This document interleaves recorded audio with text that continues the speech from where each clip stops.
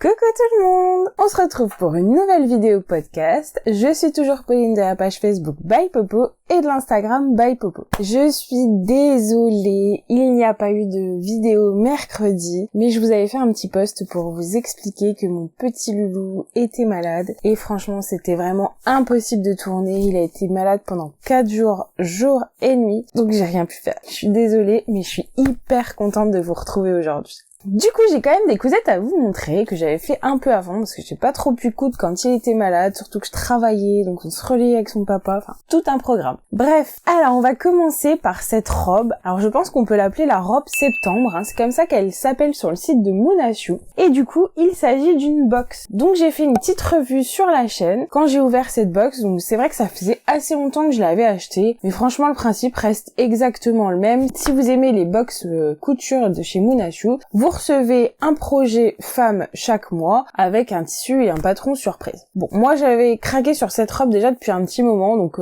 j'ai passé le côté surprise et j'ai carrément acheté la box que je voulais. Donc au moment où j'ai publié la vidéo, malgré que la box a 1 an, elle était toujours disponible sur le site. Donc si c'est encore le cas aujourd'hui, je vous remettrai le petit lien dans la barre de description. Franchement, j'ai trouvé que le livret qui accompagne la couture était super limpide, vraiment bien au niveau explication. J'ai juste eu un petit souci, en fait il y avait un passepoil qui est optionnel dans la box et moi je suivais de façon disciplinée le livret. Comme j'ai cousu en plusieurs fois, du coup j'ai pas forcément trop réfléchi à côté. Et du coup j'ai oublié le passe-palou parce qu'il était pas mentionné dans le livret. Je trouve ça un petit peu dommage que ce soit pas dit, parce que du coup voilà, peut-être que d'autres comme moi l'ont oublié. Voilà, ça reste un détail. Concernant le tissu, franchement, je trouve que ça taille super bien. Je suis hyper bien dedans. Donc c'est mon premier ouvrage en double gaze, je crois. Donc ça faisait un moment que j'avais envie de me lancer. Donc je suis vraiment contente du résultat. Au niveau de la taille, c'est nickel. Les petites manches 3/4 là, ça c'est vraiment parfait pour moi pour la mi-saison et l'hiver parce que j'aime pas trop avoir des manches longues. Je trouve qu'on a vite chaud. Il faut souvent se relever les manches dès qu'on veut faire quelque chose. Et du coup, moi je sais que j'en porte pas trop en fait. Je vais porter plus facilement des t-shirts du coup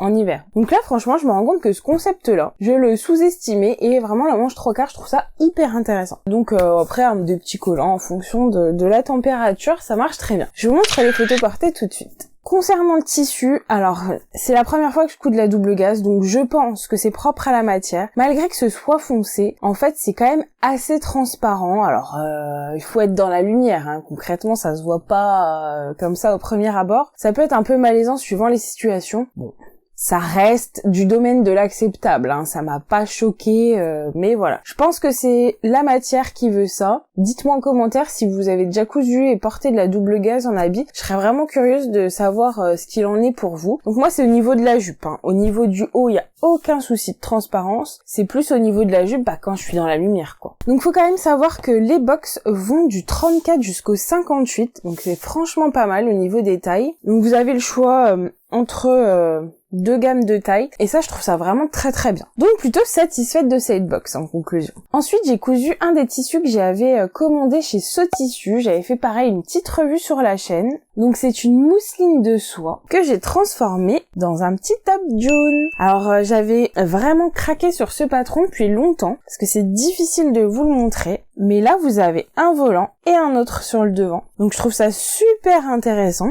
Je vous avoue que j'appréhendais un peu de coudre la mousseline. J'avais peur que ce soit compliqué en fait avec une aiguille fine, pas du tout. Donc j'ai fait un petit rouloté pour finir en bas. Franchement nickel, avec ma surjeteuse c'est passé crème. Et derrière, j'ai choisi de mettre une doublure assez classique en viscose. Et comme le tissu a quand même une certaine transparence, j'appréhendais malgré les couches du devant. Du coup, j'ai doublé le pan de devant avec pareil une doublure viscose noire. Donc ça fonce pas mal le modèle, mais vraiment au niveau de la couleur, on est sur un bleu foncé avec des petits pois noirs du coup. Donc le tissu, franchement, aucun souci, je l'ai lavé, j'y prête pas une attention particulière, je le lave à 30, je le fais sécher sur un fil, pas de problème. Par contre, au niveau du patron, donc c'est le top June d'Urban Ferry, qui va du 32 au 52, et j'avoue que j'ai été un petit peu surprise au niveau de comment ça taille. Je trouve que c'est assez large à ce niveau-là,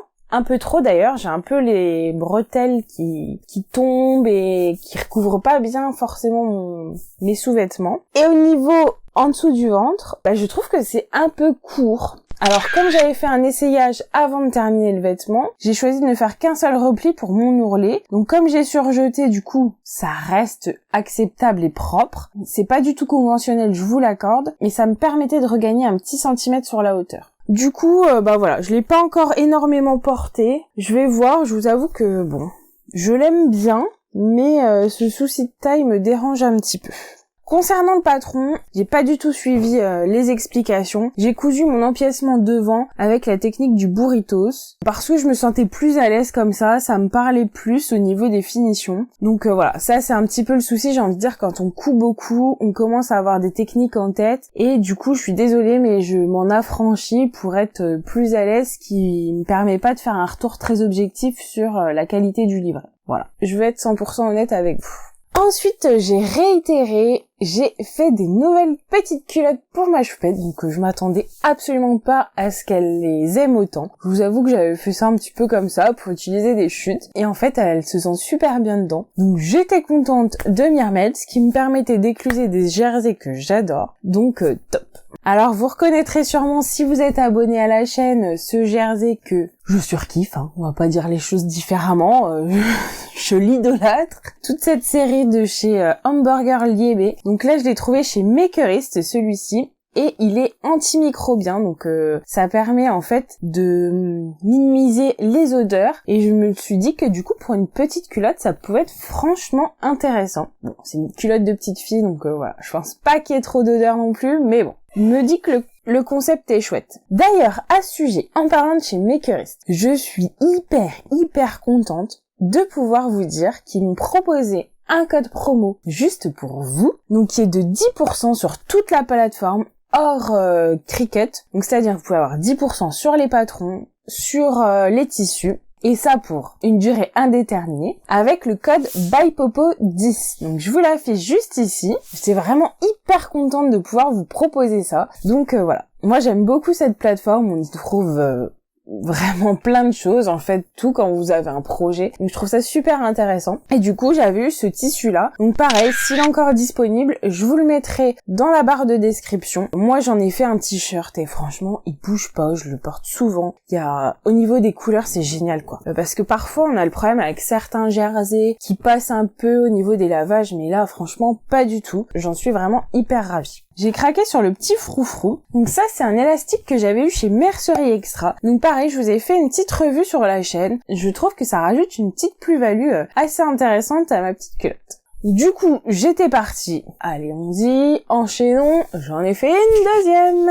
Donc ça, c'est The Tissu. C'est vraiment le coloris des deux que je préfère. C'est la même collection, donc toujours chez Makerist pour le jersey. Il est trop joli, il est facile à porter, je trouve, en plus, enfin vraiment génial. Et ici j'ai choisi un petit peu une finition atypique, dans le sens où j'ai posé mon élastique qui est classique, donc pas à picot, comme un élastique à picot, parce que vraiment ce que je recherchais, c'était qu'on puisse voir un petit peu ce liseré rose qui revient souligner le rose des motifs. Voilà, donc la pose classique c'est plutôt comme ceci, avec les petits picots qui ressortent, et là en fait j'ai fait un mix pour qu'on voit un petit peu de rose. Franchement je trouve ça vraiment hyper mignon, j'avoue que c'est pas très conventionnel non plus, mais voilà, moi ça me plaît bien, et choupette aussi. Ensuite mon loulou vient de se trouver un sport qu'il aime bien, donc il va faire du baseball, et il avait besoin du coup d'un jogging pour ça, donc quoi de mieux que de coudre une nouvelle collection de chez Glitter Poppy. Donc là, il s'agit d'une collection de panneaux. Donc là, c'est le panneau loup. Et ce qui est sympa, c'est que quand ils sortent des panneaux chez Glitter Poppy, il y a toujours les unis assortis, ce qui vous permet de faire vraiment le vêtement que vous voulez et vous n'êtes pas limité à ce qu'il y a dans le panneau. Du coup, j'ai repris un petit suite que j'aime beaucoup, c'est le Be Creative Woody. Donc c'est un patron d'Ellie & Mac qui va du 1 au 14 ans. Et au lieu de rajouter un petit passepoil, moi j'ai choisi de rajouter une petite bande de jersey en liseré comme ça. Je trouvais que ça venait rehausser mon motif avec un peu de blanc et que du coup ça venait casser un peu cet esprit sombre. Donc j'ai fait la même chose de l'autre côté. Donc on m'a pas mal posé des questions sur comment j'avais fait ça. Franchement, il y a absolument rien de sorcier. J'ai coupé la taille qu'aurait dû faire mon passepoil, j'ai pris cette mesure-là et j'ai fait une bande de 4 cm en jersey que j'ai plié en deux envers contre envers et que je suis venue insérer en même temps que je cousais le haut devant et le bas devant et la même chose pour l'autre côté. Ici, j'aime bien la capuche parce que elle se croise un peu sur le devant et ça, je trouve ça super original. Normalement, j'aurais dû poser des cordons, mais je me rends compte que Jules les abîme énormément. Il s'amuse à tirer sur les embouts, à parfois complètement tirer le cordon, enfin c'est un peu n'importe quoi. Et c'est des soucis qui passent pas trop dans le temps. Donc là, j'ai préféré prévenir que guérir, j'ai pas mis de cordon. Mais le modèle original aurait nécessité que je le fasse. Et pour le bas, en fait, j'avais pas trouvé trop de patrons qui trouvaient grâce à mes yeux. Je voulais quelque chose de très simple, vraiment d'allure jogging. Et je me suis dit, j'ai quand même pas racheté un patron avec tous les patrons que j'ai.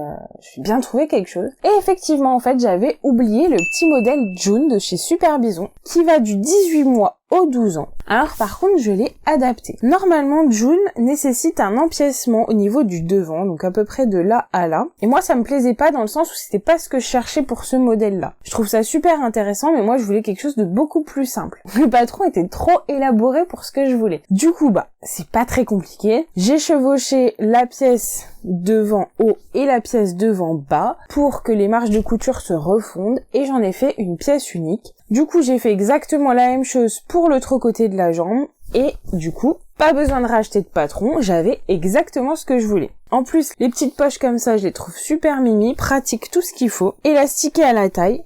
Franchement, c'était vraiment pile poil ce que je voulais. Donc, je suis trop contente. J'ai pas racheté de patron, c'est bien. Et du coup, j'ai utilisé ce que j'avais. C'est vraiment pile poil ce que je recherchais. Donc, un peu comme tout à l'heure, la couleur est bleu assez foncé avec des motifs assez graphiques. Et je suis pas sûre qu'à la caméra, ça rende super bien. Je pense qu'on le voit assez sombre. Je crois qu'on voit quand même que là, c'est noir, mais pas là. Du coup, voilà, je vous le montre de plus près. Comme ça, on parle de la même chose. Du coup, le petit jogging June, nickel. Voilà, mon petit Jules va pouvoir aller faire du sport. J'en suis ravie. Il a eu du mal à se trouver, donc voilà. C'est pour ça que je suis particulièrement contente.